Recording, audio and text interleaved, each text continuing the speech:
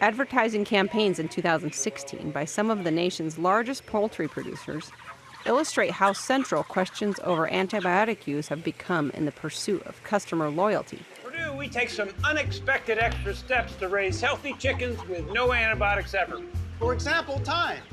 It's part of our 100% veggie diet that we feed our chicken and helps support their immune system. And we don't need to add antibiotics to their diet. I'm no marketing guru, but this guy is. He's from Madison Avenue. He likes to say things like, raised without antibiotics. That's a phrase he invented to make chickens sound safer. And it doesn't mean much because by federal law, all chickens must be clear of antibiotics before they leave the farm. I got more. Mom approved. Caffeine-free. Clinical pharmacology professor Hans Kudsi, formerly with Iowa State University's Veterinary Diagnostic Laboratory, and now with Kansas State University, worries that companies are sending conflicting messages as they struggle to address this complex issue with customers. I'm concerned that increasingly this is becoming an area of product differentiation to the extent where it potentially could start a protein war, where poultry companies are trying to distinguish their product from say, swine production companies or beef production companies by making statements about their product being antibiotic-free. All meat is considered antibiotic-free based on the fact that producers observe these withhold periods and there's the testing at the time of harvest. The most recent federal report shows that only 26 of more than 7,000 animals randomly tested at U.S. packing plants, about 0.4%, had higher than allowed levels of substances such as antibiotics. None were poultry. Yet, according to a National Chicken Council 2015 survey, 73% of Americans believe antibiotics are present in most chicken meat. For meat producers, this common misconception can clash with the old adage, the customer is always right. In an attempt to allay fears that antibiotic resistance in humans may increase if the same drugs are used too frequently in animals, the federal government enacted new rules in January 2017 prohibiting the use of so-called medically important antibiotics to promote growth. Despite the new regulations, veterinarians are still able to approve the use of these drugs for sick animals. Producers may find themselves having to decide between treating sick animals and avoiding customer aversion to the word antibiotic. I think the interesting thing is how we relate to animals in our home versus how we relate to animals in livestock production systems. I think most people, including our household, would consider our pet to be part of the family, and you wouldn't for a moment consider withholding antibiotics from a member of your family if the animal or your child requires an antibiotic. Maryland-based Purdue Foods, the nation's #4 chicken producer, advertises so-called NAE meat, or no antibiotics ever, following a gradual change in how bird health is managed. The use of antibiotics in food animals has become pretty complicated. It's definitely a concern to consumers.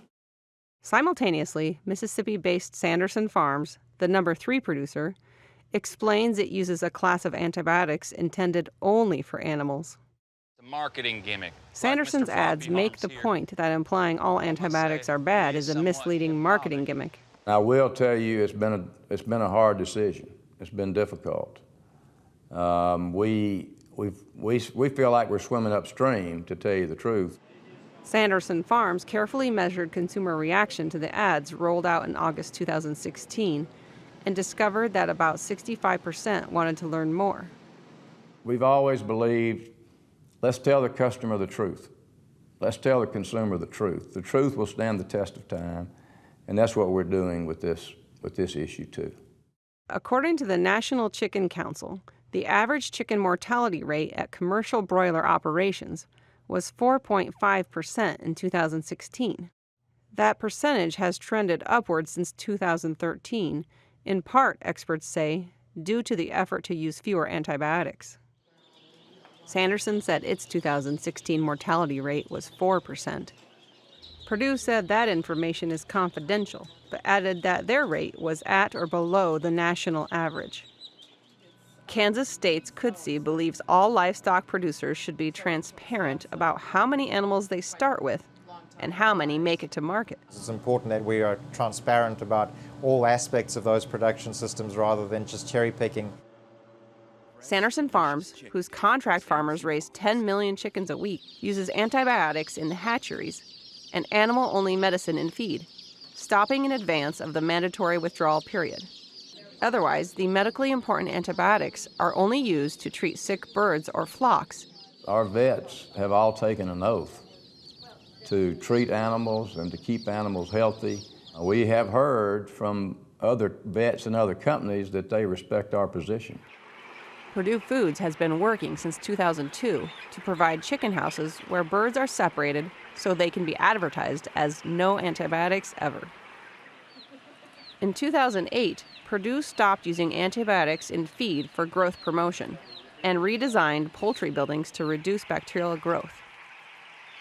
By 2013, antibiotic use in the hatcheries was ended, and different vaccines were being used.